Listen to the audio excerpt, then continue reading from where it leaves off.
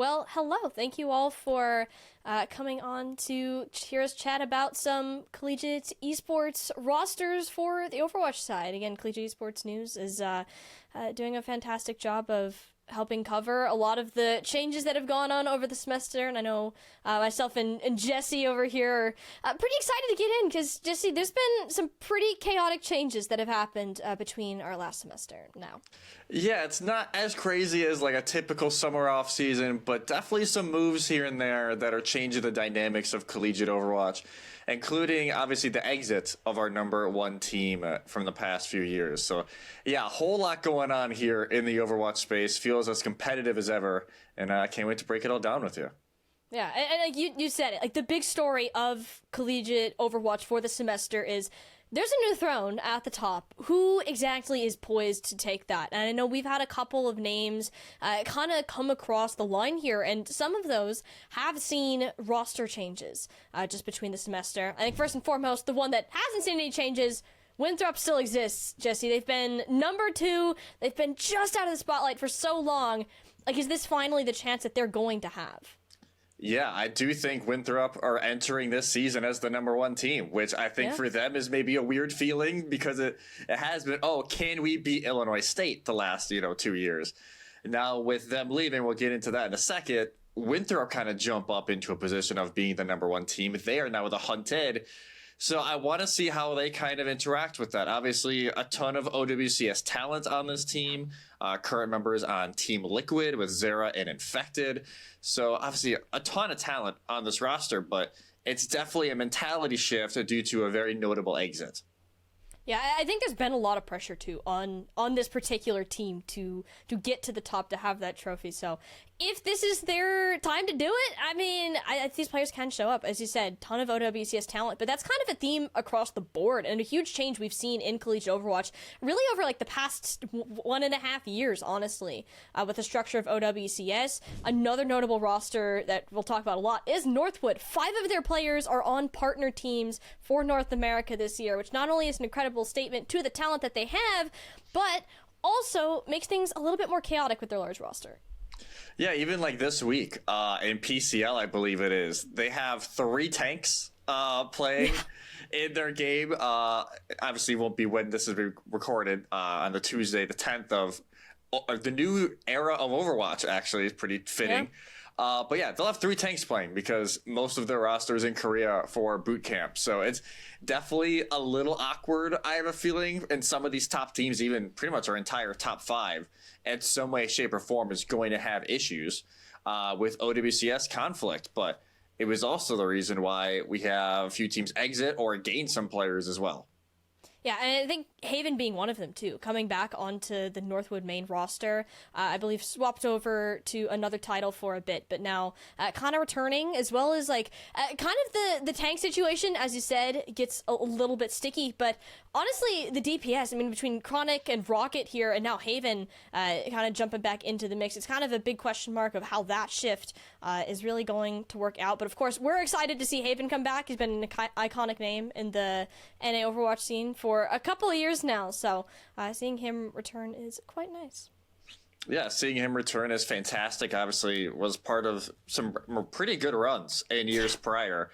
But yeah, I kind of think the big story, we'll kind of dive right into it here. Illinois State, has won time and time and time again since this roster iteration has joined, is gone. 2 players decide to leave. Luke Mino is on Dallas Fuel for OWCS. He's going out to Dallas, cannot play with the team. And then there was maybe a chance that ISU were still going to be able to play. And then W. Maymon elected to stay in EMEA for this season, kind of leaving ISU in a rough spot. The rest of the roster deciding not to play. So our reigning champions, I think, 3-time reigning champions of over OWC right now. Yeah. Back out. I should say back out, just due to professional kind of circumstances, are not playing anymore. So it is weird. This is the first time I think we've actually had this large scale of a change in collegiate due to the pro circuit. Overwatch is definitely weird to where they kind of play simultaneously. Rocket League has kind of had some similar grimaces here and there. Even Valorant to a degree, but that's kind of more separated. But no, it's weird. Like, our number one team that we always kind of see is gone. And yeah, we talked about it a little bit. Winthrop looking to take that spot. But yeah, Molly, what was your thoughts when you saw the news that ISU were not going to be around? It hit. I'm not gonna lie. Like ISU was kind of the first team that when I got into collegiate, I'm like, okay, these guys are pretty cool. Also, like being local to Illinois myself, I'm like, this is sick. But then to see them go on and win every single tournament that they played in the past 2 years, which is ridiculous to think about that. And also the fact that they were one of the first teams that I think we really got to see hit that pro level in OWCS. I mean, it's really sad to see them go, but I'm still happy that they're kind of finding their own path here. And as you said, it's a big mix-up. We get to see all of these new teams kind of see what they got to shoot for the top here. Again, Winthrop clear favorites, but others like Northwood, Fisher, even St. Clair a little bit, all want to jump into the conversation. Yeah, we can get into it. Obviously, you talked a little bit with Northwood already, with the Haven addition. And obviously, kind of the weird note with them right now is that Haven is playing because Chronic is kind of a TBD, not playing with the team right now, expected to return in March. So I have a feeling when land season playoffs come around, this is going to be the full Northwood. But right now, it's definitely a little bit weird for Northwood, going to be in an awkward spot here for a few weeks, and they have to avoid upsets against teams like Fisher, who Fisher are kind of always in this top 3, top 5 conversation, but never really in like the top 1 or 2. Mm-hmm. It feels like this year they can finally get into that top 2. They brought back Riker, who hasn't, God, I haven't heard that name in collegiate in a long time. But he comes back, gives an extra bit of flexibility as well for the tank line of Fisher, which if you haven't looked at this roster before, there's definitely some names you're going to recognize. Yeah, especially like Hydron, Iron, Talisman kind of coming back, and like that support line of Kiwi and Grapes that we've gotten to know and love from this roster. And Riker, not entirely sure when he's going to be back on this roster. I think like is March-ish. Fisher's semesters are all weird, I won't lie. They're kind of like Bellevue to where their quarters and semesters are awkward, but he'll be like Chronic and he'll be back later this spring. Yeah, and like even with Riker, he's also playing on Disguised as a second tank, I believe, too. So he'll be nice and fresh by the time he comes back to Fisher. But I mean, it's almost strange to think that we've been talking about Fisher for I feel like so long, just being like hovering in this spot where are they really in that top 2? And now with ISU out of the way, if this team can really lock in, they have the talent. We saw it during the PCL finals, but also kind of started a little bit at the end against the likes of Northwood. So I think that's not only a budding rivalry between those two teams, but also a good vying for who really has the best chance at Winthrop. Yeah, I think those are probably the top 2, and then we can quickly no roster changes for the rest of the Okra top 5, St. Clair and Bryan and Stratton. No changes. I think some thought Tread maybe could move depending on where OWCS commitments brought him around, but he will stay in North America for the time being. So, I have a feeling St. Clair, again, runners-up in OWC varsity last fall, they're always going to be in the conversation. BSCVA will always be there. So this top 5, I'd say from top to bottom is probably the closest it's been. Partially, yes, because ISU is gone, but I feel like a lot of these teams have caught up as well. And I don't think it's fair to say, Winthrop's going to win everything, because I could easily see one of these other 4 teams kind of jumping in. Yeah, like if there's any moment of slack there, we know one of these teams will absolutely jump on the opportunity to pick it up. So it's like a battle for the top form. Like it used to be ISU, tier break, everybody else. So now that gap is kind of gone, if anything, that gap has kind of moved between like the top 5 and 6 there. I feel like those two have a decent set. I think the one argument for that right now, honestly, would have been Bellevue pending the results that we had yesterday. So we'll be kind of keeping an eye on that roster and some movements that'll be going on there. Yeah, it's a weird spot for Bellevue right now. We're always kind of in that top 5 to 10 range. They get stunned by Briarcliff in week 2 of OWC varsity because Regime is not playing at the moment due to just internal, nothing wrong going on, but kind of like a manager's decision almost to not have Regime play right now. So it's weird for me. Like they almost dropped from like 6th to probably 10th, 12th. It's weird to see that much of a shift, but Yeah, Bellevue, it's not one obviously we really know a ton about right now going on, but it's kind of a big asterisk right now on where they're going to land in all this. And a team that could capitalize on that is Fisher Navy, which, two Fisher teams are in the top 10 right now because they gained Mari, who was on Briarcliff last semester. Yeah, and Mari has been like one of these star tanks that we've seen. A little bit of OWCS, definitely in Calling All Heroes. She's been everywhere around the scene. We've loved seeing her play. So seeing the transfer over, that adds even more firepower to kind of that tank line that we're seeing from them. I think Fisher Navy, I also put a little bit of an asterisk by them. I feel like that they have some really, really good games, and then they're like, what happened some over really here kind of deal. So yeah. They're a very polarizing team, and I wonder, like, is Mari coming in going to be more of a stabilizing factor of that? I do want to see some of their matches against some of these other almost like top 10 teams. I think that will help us get a good idea of where they're going to fit, or even just how Mari is going to fit into this roster in terms of like a substitution type of situation in tank. Yeah, I felt like last semester, Fisher Navy, it was a giant question mark on tank, and that's why they kind of, they sat between like 11 and 16. Nobody really knew how much to trust them, and they missed out on open playoffs. But now they have a phenomenal tank in Mari. As you said, she has an incredible history in competitive Overwatch. So I think Fisher Navy can really step up. Obviously, they're playing in NECC right now. We'll see how they perform over there, and then obviously just, at least as of recording, just over a week away from Open beginning on February 19th, where with this new format, it feels like anything can happen on any given week. We saw that last semester. Yep. So Fisher Navy kind of was on the bad side of that in the fall. We'll see if they can go on the positive side of that this spring. And another team that I think has the potential to be very flip-floppy between like maybe some of the varsity competition and this open tournament that we have coming up next week. That's Cumberland, Jesse, and they have had a couple of changes of some promotions from Academy, losing Ginger, who's been kind of this signature Junker Queen kind of tank, the spearhead of the roster. So a major change there, but also some flexibility in roles from what I've been hearing as well. Yeah, no, I was doing a co-stream for their first varsity game against UT Dallas, which we'll get to them here in a little bit. But if you're not familiar with the Overwatch Collegiate rules right now for varsity and open, it's currently being run by NACE. So for varsity, it's like the old school NACE requirements. Everybody has to be in person. Open is like the traditional collegiate Overwatch tournament format. But obviously, Cabe is on this team. Phenomenal DPS, known for being on Fisher for a long time. He is not on campus, so he's playing for their open roster. Yeah. But our question for a long time was like, well, who's playing hit scan then on this team? Last semester is Zinzel from the Academy team. Honestly, he did an okay job. He kept up.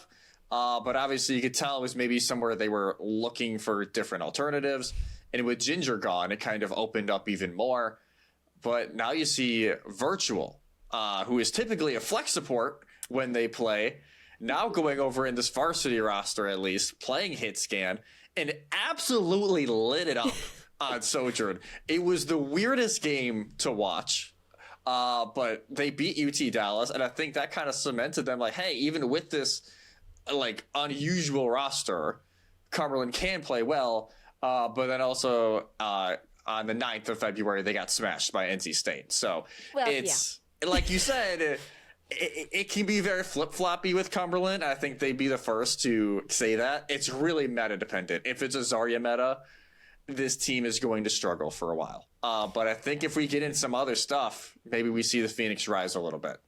Yeah, and I'm pretty interested in that too, because especially Kerm's coming in, Bar of Soap also from the Academy roster, Kerm of course being that tank, and he's got some pretty big shoes to fill, considering how impactful Ginger was for this roster. I think it's a time will tell situation. Cumberland has a ton of potential, and then the whole hit scan debacle in open, I think we're probably going to see Cabe play Virtual back over to that more flex support type of role. You would think. You would think. We don't know. It's Cumberland. You really never know what to expect. They're a blast to watch if you have not seen any of their games already. But this is a very tournament-dependent roster, I think is the best way to put it, that just needs to regain some of that old synergy that we've seen from them before. Yeah, because they kind of burst onto the scene last spring, right? As like, hey, tons of chemistry on this roster. Obviously, some star plays here and there from Nodi and Bar Soap and Ginger. But they've kept it up. They've shown they're not just like a one-hit wonder, and they've continued to play really well, and now are a consistent top 10, top 15 squad. So it'll be interesting. And again, it may just, you'll probably see it on social media, or if you're following the series, it may mix a little bit here from Cumberland. That might just be a little bit of their weakness. But another team that's also just moving a lot, Georgia Tech. Yeah. They had some great results beginning of last fall, had some not so great results at the end of fall, and have sadly continued that trend going into spring, losing to the newcomer of the semester, which we'll get to next. But they do lose one player in the offseason. Riga Moores graduated from Georgia Tech, which, hey, it's at least a happy absence here. Exactly, yeah. For the Yellow Jackets. But Ace Aid gets promoted up. Genesect is still around as a flex, but this Georgia Tech team, again, is another one that feels like it really depends on the meta on where they're going to land. It's like the potential's there, but they just need to be in the right circumstances to fully unlock it, kind of deal. So I think Georgia Tech, they are definitely going to take a bit of a hit in the rankings, at least at the start of the season, but one that absolutely has potential to keep on improving. But Jesse, I think we need to talk about the team that gave Georgia Tech this actual hit. Came out of absolutely nowhere. Northwestern, from small school, from Iowa, never heard of them. These players, unfamiliar names, beats Georgia Tech week 1, places in Division 1 of NECC, and they're looking to make a run. Like, it's very rare, I think, at least as of recent, to have teams come out of just the oblivion and make a statement like this. We'll kind of get to Temusa next, because they were, I guess, the closest similarity. But no, as we're saying, Northwestern, no, not like the Big Ten school, right? That's in Illinois. This is not that Northwestern. This is a different Northwestern college, and again, came out of nowhere. Like, they were in, I think, Division 2 or Division 3 last year for NECC. Had an all right season, nothing crazy. I don't believe they even played an Open last semester. At least I couldn't find. I couldn't find it either. I couldn't find anything on them. So just a massive question mark on a lot of this team. Like, okay, who in the world is this roster? Because they have some fantastic results to start off the season. Sorry, just pull it up right now. They beat Warner 2-1, who was ranked. They beat Georgia Tech in a 2-0 sweep, and they just beat UC Santa Clara in a 3-0 sweep to start off NECC. So they're having a phenomenal year. It is definitely just kind of out of nowhere. Roster is Ronan, QWERTY, YTI, Meek, and Echo. So, like, I've heard of Ronan. I've heard of QWERTY. That was really about it, at least for me. But they're unbelievable on this Zarya Vendetta comp right now.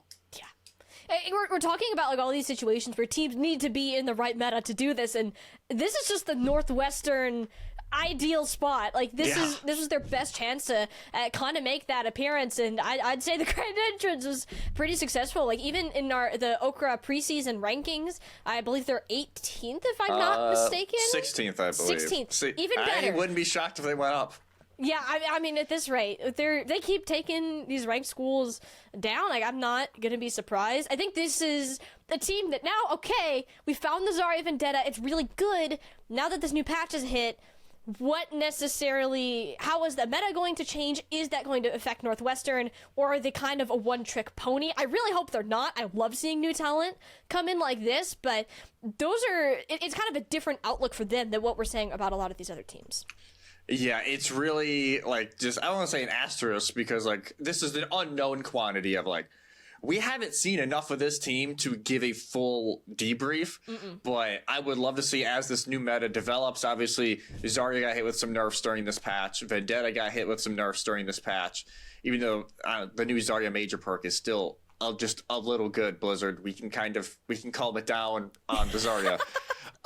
But there's still a team that's a giant unknown to a lot of people, and that's what's fun, right? Like, it's going to be extremely entertaining to see them really, play this season out. Would love to see them go against some of those big teams. I won't lie, their NECC grouping doesn't necessarily allow as much as I was hoping. The best teams they're going to play is Texas A&M Maroon, who is currently 12th in the rankings, and then Fisher Navy, who we talked about earlier, in 8th. So obviously they will have some opportunities to get some good games, but they're definitely, if you want to find that new team that's shining out, Northwestern College is definitely it. Yeah, and Northwestern, I love it, again, when schools come out of nowhere. It's the one that we're getting for this semester. I think that if there are any others, I don't even know if we can call it a new school, more of like a rebirth, I guess, in Briarcliff. I think that this is not the results we were expected. They lost Mari going into this season. They lost Seafull, so both of their tank players are gone. They added, I believe it was Bobby Sabi is coming in. Bobby Wasabi, there we go. In on the tank, and Amity, who, if you have watched Calling All Heroes at all, has been fantastic in terms of another tank player, and I wonder where she's going to be able to do on that role with her Winston or Wrecking Ball. We're playing Vendetta, running it down with the Zarya Vendetta again. So she made a role swap for this team. And so far, Jesse, they've beat both Tamusa, and they even got the upset yesterday on Bellevue.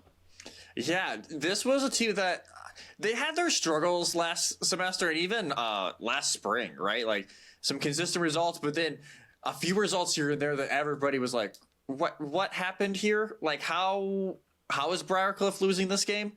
So I think there was a lot of worry at the Okra committee, or even just in the general community, of where this team was going to land once we heard that, hey, Mari's gone, Seafull is gone, and it was kind of unknown at first who was going to be on this Chargers lineup. But now, hey, Bobby Wasabi is playing fantastic.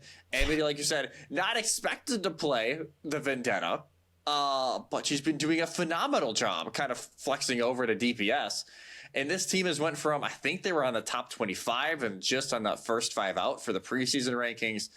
I wouldn't be shocked if they were in the top 15, top 10 really soon. They have to be. They have really turned it around considering the hand they were dealt in some of their departures. And it's just been a fantastic sight to see. Even WedTube on this team has really, RedTube and Juven both have been really solid kind of anchors for this team, allowing some of these new players to rise up. The Chargers are one to look out for. I think if it's a dark horse outside of like that top 6, we saw it yesterday in the Bellevue game. They could really take out anybody. Yeah, it was really shocking. Like, with Briarcliff having this many roster changes, surely it'll take some time to get cooking. No, they're straight into the kitchen. They're ready to go. And I think a dark horse is very appropriate for a team such as the Chargers. Yeah. I think that's kind of ironic, honestly. But if any team underestimates them, I think that's what happened with both the Bellevue and definitely the Texas A&M San Antonio team that they played in week 1 of NACE. And if you do that again, well, you might be in for a bit of trouble. So Briarcliff, a team to keep up for. And I think I touched on a little bit. I want to do a brief chat about Texas A&M San Antonio. They were kind of the breakout team of last semester. Had a great win over UTD, qualified for the Super Conference in NACE by getting top 8 in the Varsity Premier playoffs. Have been off to a rough start for the season. Lost arguably the 2 closest contests they could have had so far, being Ball State and the Briarcliff team that's kind of been on the uprising. What do we really see from this roster? Is I have a feeling that they unfortunately will be taking a trip down to like those top 25 this week. Yeah, I have a feeling it's going to be a little bit of a dip for Tamusa. And like you said, their varsity schedule gets harder and harder as it goes on. These were the 2 teams they were going to probably beat, or at least had a chance of winning against. And you and I were on the call last night for that one. We both thought they were going to beat Ball State. We'll kind of get to why that is with Ball State here in a little bit with their changes, but it was definitely kind of an awkward moment of like, oh, like, is this Tamusa struggling? Is this Ball State playing really well? It was kind of hard to tell. So I don't know if we're really going to see this change necessarily in varsity. I think we may have to wait for the open bracket and see who they get in the Swiss stage, but they were phenomenal last year and they kind of burst onto the scene in the fall. But this is really going to be a test now of what kind of flexibility can they find, because it feels like these Zarya and Sigma comps that they've pretty much only ran so far, people are starting to catch up. Yeah, I think Tamusa too. Like they've been in like the varsity premier, but in the just the regular, not the super conference. So they've been undefeated in every regular season that they've played, but they also just haven't had the chance to hit this higher level of competition yet. So now that they're there, I think there is going to be some growing pains. Again, ton of potential behind this roster, but it's just like, okay, I might be punished for doing this now instead of I might have gotten away with this before sort of deal. So honestly, if these kind of things can be tightened up, I think Tamusa can very well make a return, but they're going to need much more time to be able to do so, especially considering the record they have ahead in terms of their regular season schedule. But I want to bring up Ball State, the team that also just beat Tamusa last night, that had a few minor changes of rosters and have been shockingly a lot stronger than I think a lot of teams expected. Yeah, to say rough was their fall season, I think would be not even touching the surface. They were a top 20 team going into the fall preseason. For whatever reason, they have some new additions come in. They have a more flexible tank line with Noah coming in, and it just didn't work out. I've heard a few things here and there. Maybe the team just wasn't gelling. Maybe the communication structure wasn't there. But they really had a rough fall. They bombed out of the top 20. And yes, they performed well. They got top 8 in varsity, top 16 in varsity. But it definitely felt like a rough season overall. They even lose to Kent State in the ESC playoffs, which that was not, I think, on anybody's bingo card. So I think for Ball State entering this season, they are trying to take it a little bit slower. They're not rotating their tanks as much. It seems like so far Noah is just the tank. I don't think there's any changes. Spencer is kind of more at a coaching role now for this Cardinals roster. I have a hope that maybe this consistency will actually pay off. They're 1-1 on the year, 1-2, I should say, on the year. They lose week 1 for Nace, not a shock to NC State. They beat Tamusa last night, but they also got swept by Converse, which is another team that's kind of, we can touch on in a minute. They kind of, rose out of nowhere. But it's going to be kind of an awkward spot. We really don't know where to put this team right now. I think they could either be anywhere from like top 16 to like closer to 25 to 30, depending on the day. So the Cardinals, I don't know, man. It's a weird spot. It's tough. I think Duccio coming in too, I believe from Maryville Academy, has been a great addition to this team. And like even when we saw yesterday, like the team synergy was fantastic. Bordy is him. That is my conclusion from that particular match. Anything that he was able to play, and I think that there is a lot of potential for flexibility in this roster, and having the more experienced player coming in Duccio, I wonder how that has affected the cohesion so far. It looks pretty good. Again, Ball State in Super Conference. There's a lot of teams in there that I think those matches aren't going to be close, but it is really good practice for the team regardless, especially if they are competing in the Open, to see if they are able to push their way into that top 16. Yeah, the only maybe winnable game left is Briarcliff, or I guess Bellevue right now. We actually have no idea what's going on with them. But I think for Ball State, if they won their one game they needed to in Super Conference, I am more going to be looking at Open to see, depending on who they play against, can they beat some of these other bubble teams and kind of reintroduce themselves into the conversation, because, yeah, it was a rough year, to say the least, last year. So another kind of top 20 team we missed on the initial run through here, Cleveland State. Oh, yeah. Where in the world did they come from? They've been like maybe like a top 30 to 40 team. Like, oh, they're all right. They're having some good results at NACE. But they signed Social and Temp in the offseason, formerly of Siena Heights, who had a great top 10 run last spring. And all of a sudden already having a fantastic year. So it's weird. Again, another school nobody saw coming, already sweeps against Mizzou in South Florida. And you look at this team, all of a sudden Temp and Social, it feels like maybe it was just the magic few pieces that this team needed to really enter the bubble conversation. Social and Temp, like in both their face-to competitions as well as Siena Heights, have been kind of superstars wherever they've managed to go. Like my only thing with Cleveland State right now is they aren't playing against many of our top teams that we have right now. True.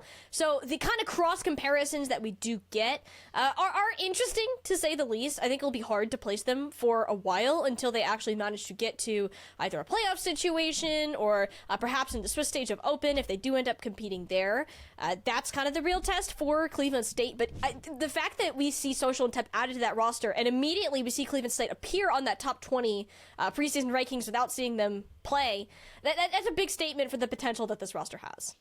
Oh, yeah, it's a massive statement. I think their only real great game that they have left in their varsity regular season is against Oakland, right? Yeah. Who's 20th right now.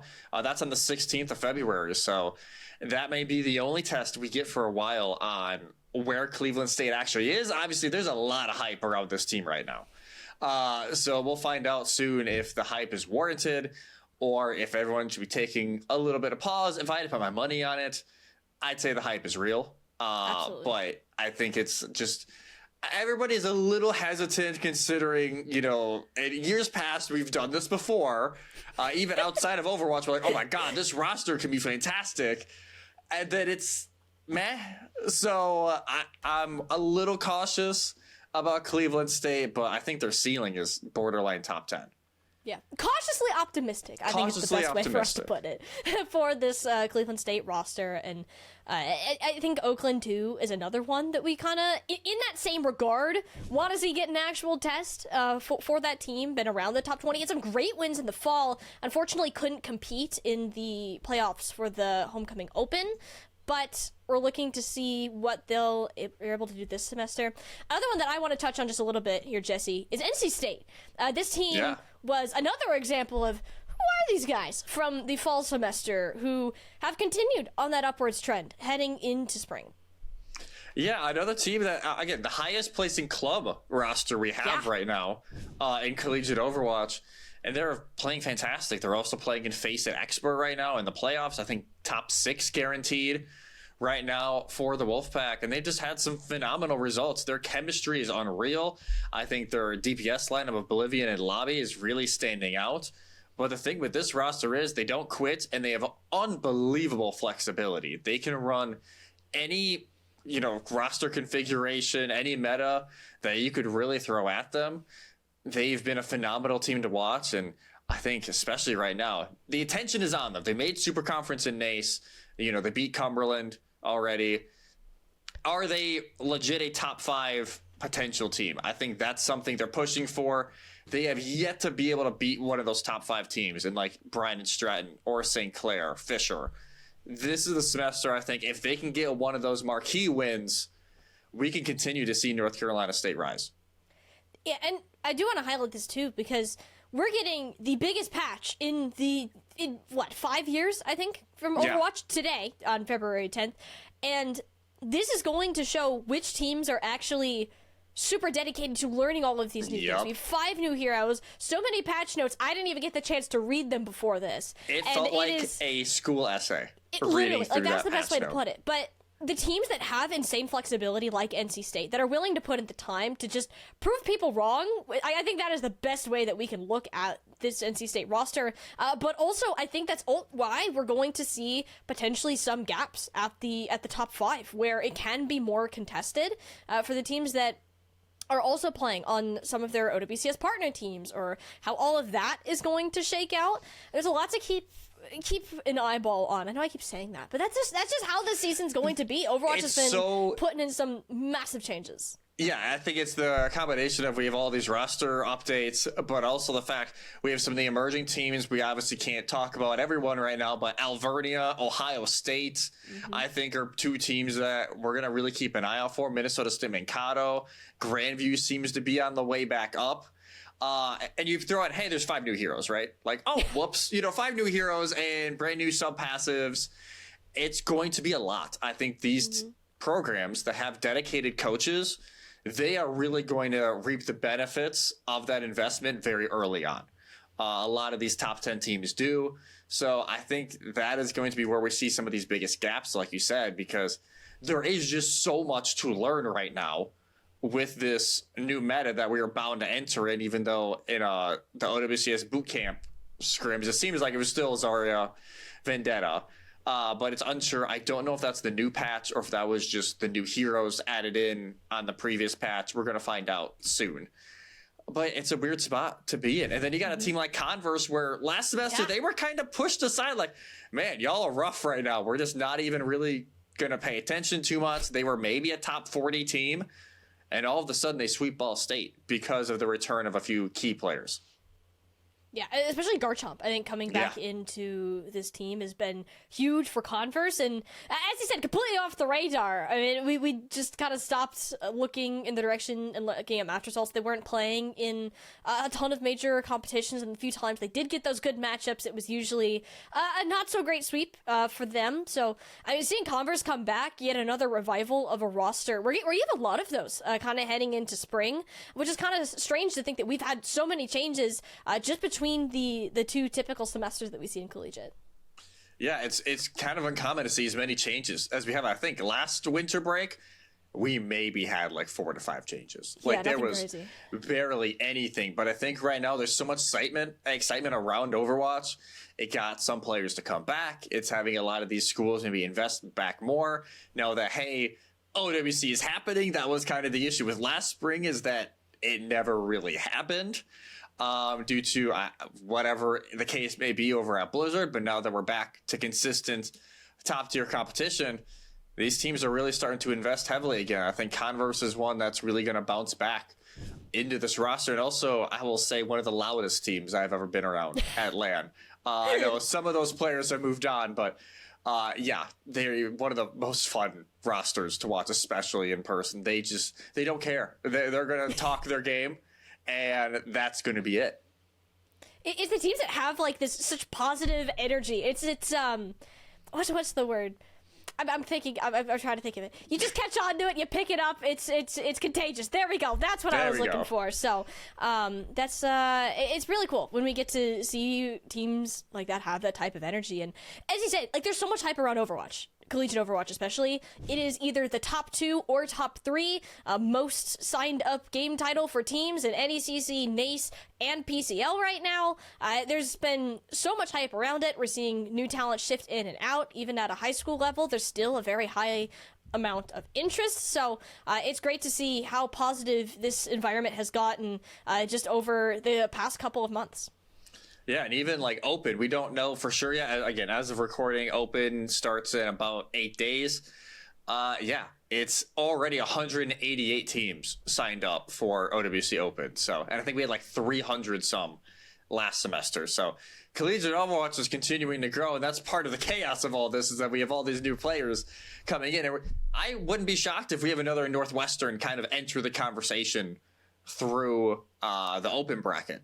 Syracuse was even one last semester that was one of those teams that burst in. So it's going to be a long semester, everybody. Strap in. Because whether you just be following the normal OWC circuits or you're following third-party leagues like NECC and PCL, there's going to be so much going on. And especially with all these roster moves, man. Nothing is really set in stone right now. I wouldn't be surprised if the Okra top 20 changes a lot in these first few rankings, because there's so many unknowns. It happens. Like every start of the season, we always like, oh, we know what's going to happen. No, we don't know. We really don't. And there's so many changes that we were kind of seeing. So the fact that we have this close of a competition this year. I mean, yes, it's very sad to see ISU go, that these players aren't really involved in it, but we do get to see others have the opportunity. The throne is wide open for the taking, and it's only a couple of months, Jesse, before we start getting into these national tournament finals and figure out who actually is ready to take that spot. Yeah, it's going to be a chaotic April into May.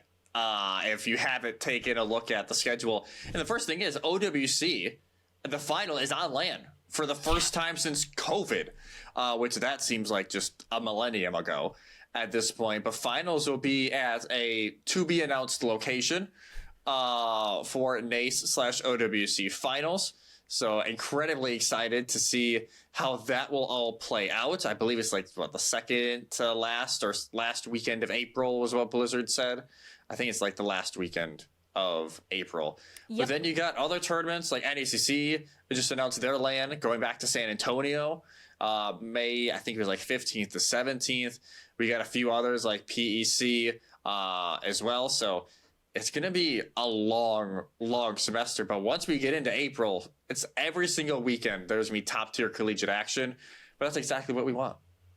It is. It's what we're all here for. And I hope that, especially for some of you who may not be super into the collegiate Overwatch scene yet, that we kind of break it down, give you an idea of what to expect for the spring. It's always like that April-May section, as you said, Jesse, always the busiest time of the year, but also the best for all of our collegiate Overwatch fans. So, of course, make sure that any chance you get, keep track of these players for these teams. And, of course, follow College Esports News. They do a fantastic job of highlighting all of these rosters, the achievements that they have, and these times of growth that we always like to see from all of these colleges.